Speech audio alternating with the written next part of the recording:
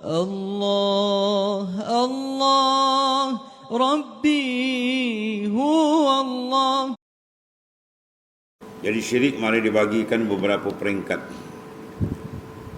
Dan ajaran Islam daripada Nabi-Nabi, Rasul-Rasul alaihi wassalatu wassalam, daripada Nabi Adam sampai kepada penutup Nabi besar kita Muhammad sallallahu alaihi wasallam, tunggak dia yang paling besar ialah at-tauhid, mana mengesahkan akan Allah Subhanahu wa taala. Apabila pengesaan kepada Allah taala itu diterima, maka dia menyusul segala amalan yang lain. Kalau sekiranya berlaku sebaliknya, pentauhidan kita kepada Allah taala itu cacat, maka segala yang lain ditolak oleh Allah Subhanahu wa taala. Sama ada penolakan itu berlaku secara besar yang menyebabkan insan tadi mendapat tindakan keras daripada Allah Subhanahu wa taala, iaitulah dimasukkan dalam azab secara kekal. Iaitu apabila mereka melakukan asyirkul jali, syirik yang besar, yang jelas, yang mana dia akan menyebabkan terbatalnya akidah. Itu yang pertama sekali. Yang kedua, dia membatalkan akan sawabul a'mal. Akidah dia tidak terbatal, tetapi amal pahala dia habis, kosong. Iaitu apabila dia melakukan syirik dari segi qasad. Dia buat ibadat tapi dia pusing tempat lain. Qasad dia bukan kerana Allah Ta'ala, ya, sebab dia belum berapa kenal Tuhan. Sebab orang yang kenal Tuhan, hatinya tak akan berpaling kepada yang lain. Orang yang mengenali Allah, hati dia tak akan paling selain daripada Ta'ala. Sebab tidak ada yang lebih hebat, tidak ada lebih besar, tidak ada lebih segala-gala melainkan Allah Ta'ala. Allah Ta'ala segala-galanya. Dia yang memiliki segala-galanya. Dia yang mengawal segala-galanya. Dia yang kontrol segala-galanya. Dari dia segala-galanya kepada dia segala-galanya. Tidak ada melainkan dia. Mengapa hati manusia kena berpaling kepada yang lemah, yang fakir, yang hina, maif, makhluk? Sebab itu kalau dikenal Allah Ta'ala, dia takkan berpaling hati dia kepada yang lain, dan dia akan letakkan cinta dia yang besar kepada Allah, gerun hati dia kepada Ta'ala, menghadap secara tepat kepada Allah Ta'ala. Tapi bermula dengan sebab keimanan dan kacamata makrifat dia kurang terang, maka ibadat dia agak terganggu. Mulutnya menyebut lillahi ta'ala, tapi batin hati dia sengit, dia pergi tempat lain. Ya, supaya dapat pujian orang, supaya dipandang orang hebat, ya, dan sebagainya, maka mencacatkan ibadat dia kepada Allah Ta'ala dari sudut tasbih, qasad dia. Adapun yang pertama tu terus habis. Macam orang-orang musyrikin, golongan kufar, dia langsung tidak ada iman. Menyebabkan kerosakan besar berlaku. Itu kalau mentol kita bakar terus. Yang ni di malap-malap kan, pelita dia malap, api dia punya kurang, minyak dia kurang, tapi masih ada. Itu peringkat yang kedua, dipanggil asyirkul asghar, syirik yang kecil. Ya, menyebabkan terbatalnya sawabul a'mal. Besok di akhirat dia terperanjat. Di akhirat besok ada dua keterperanjatan. Satu terperanjat dengan sebab apa? Dengan sebab dia tak ada amal, tapi benda tu dia dapat.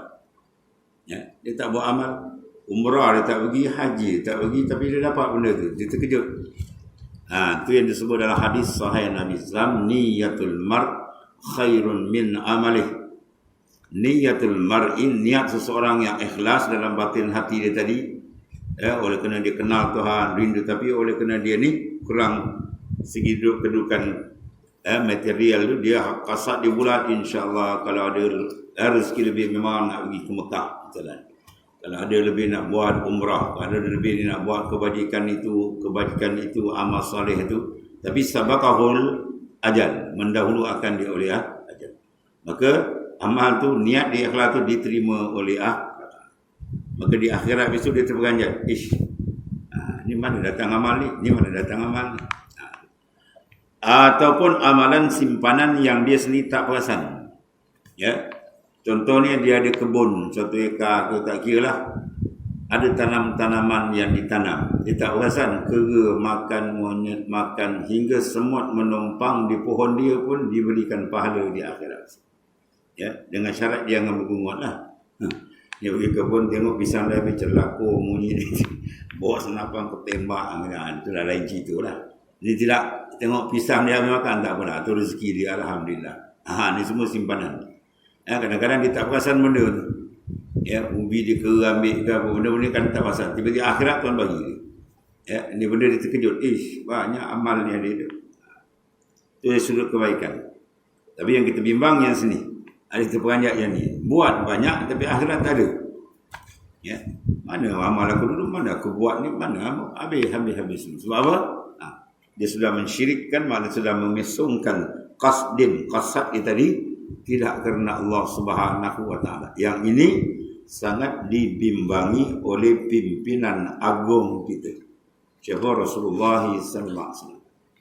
Ya. Akhwafu ma akhafu ala ummati asyirkul asghar wa huwa riya. Al-hadis. Ya, itulah benda yang paling aku cukup takut dan bimbang, kata baginda sallallahu alaihi wasallam, adalah syirik yang kecil. Itu ar-riya. Besok Allah Ta'ala suruh besok, dia tuntut amalan dia pada orang yang dia kasar. Dulu kau buat ibadat, kena siapa? Ya, kena orang ni, pergi cari ke orang. Maka tentang dapat, maka fa'ul kia binnar, maka dia cempak, dia umban dia ke dalam neraka, wala'ayyazabillah. Itu makna peringkat yang kedua. Ada pun yang ketiga ialah syirik yang lebih seni, lebih halus. Tadi asghar, yakni khafiyun, khafi. Cukup tersembunyi. Bermakna kalau tak betul-betul kita trace tak nampak. Kalau penyakit jasad kita ni, kalau tak pergi doktor pakar ni tak perasan. Jumpa doktor pakar baru kita terkejut. Banyak lagi sangkut penyakit ni ada. Penyakit ni ada. Ya, baru kita terperanjat. Begitulah. Dia kita jumpa mana orang yang pakar dalam kerohanian di kalangan arifina billah, para awliya, baru kita terperanjat. Allah, banyak lagi silap aku, banyak lagi kita kenal kita dengan Allah SWT. Kita perasan dah elok, dah cantik dah. Ya, tapi bila berdekatan dengan dewan ni, Masya Allah, itu di antara kelebihan kita muasyarah ataupun kita bersama. Sebab ada suruh dan tiap hari Jumaat dibacakan ayat, ya ayyuhallazina amanu taqullaha wa kunu ma'as-shadiqin. Wahai orang beriman, bertakwalah kamu zahir dan batin kepada Allah, dan hendaklah kamu berserta dengan orang yang siddiq hati dia dengan Allah. Ya, orang yang hebat-hebat di kalangan di sisi Allah Ta'ala, martabat dia tinggi, kita para awliya dan sebagainya. Jadi kita dekat dengan dia ni, kita akan dapat banyak fawaid, kelebihan dan faedah. Ya. Sama ada dengan jasad dia masih hidup, ataupun dengan dia punya ruhaniyah, ataupun dengan ilmu dia. Ya, Syekh Ibn Athaillah As-Sakandari kata sama sirrah, lama atau tahun dah tak ada kan.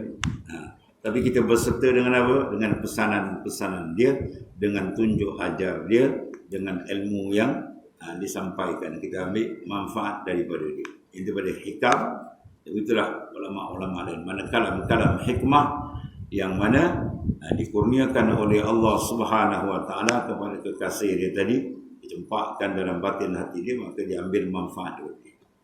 Jadi oleh kerana syirik merupakan perkara yang amat besar yang menyebabkan berlakunya pembatalan. Kalau yang besar tu batal akidah. Yang sedang sikit tu panggil asrar, dibatalkan juga, batal sawabul amal, pahala amal kosong. Yang ketiga ni kecil, iaitulah paling seni, dia membatalkan apa? Sidqut tawajjuh. Kejujuran hati kita menghadap Tuhan tu dirosak. Ya, sebab manusia paling nikmat, paling besar bila hati dia dapat menghadap akan Allah Ta'ala. Tepat dia menghadap Tuhan sehingga terhapus pandangan yang lain. Nikmat betul. Jadi dibuka hijab oleh Allah Subhanahu Wa Taala. Jadi benda ni tergendala bila dia memandang pada akan diri dia, haul dan quwwah dia. Sebab itu dia kena buang keperasaan haul kita dan quwwah, kita hidupkan dan segarkan, terangkan dalam batin hati kita memandang haulillah wa quwwatillah. Maka apabila kita dilarang, kata Tuan Pengarang, mensyirik, menyengutukan Allah dengan berhala, ya, tidak boleh batu kayu yang diambil dipahat, diukir, ya, ataupun manusia itu sendiri yang disembah sebagaimana zaman jahiliah, ya, Namrud, Qarun, itu semua raja-raja yang paksa rakyat sembah sujud dekat dia. Ya, maka di sini jangan kita tak perasan, kata tuan pengarang, ada satu lagi syirik yang tersembunyi. Iaitulah kita mensyirik menyemutukan Allah Ta'ala dengan apa? Kekuasaan dan daya dan kekuatan kita dan tenaga kita. Kita perasan kita dah sihat hebat kan? Dah terlupa ke Tuhan. Dah terlupa nak bertawakal kepada Allah. Dah terlupa nak bersandar diri kepada Allah. Dah terlupa nak rojok kepada Allah. Macam dia hebat. Ini bahaya besar. Ini bahaya apa? Bahaya besar. Sebab tu kita diwajibkan sentiasa bertawakal kepada Ta'ala. Berzakar, berserah tu sifat orang mukmin yang sejati ini. Sebab dia kenal Tuhan lah. Maka dia bergantung, bersandar, memohon pertolongan kepada Allah Ta'ala.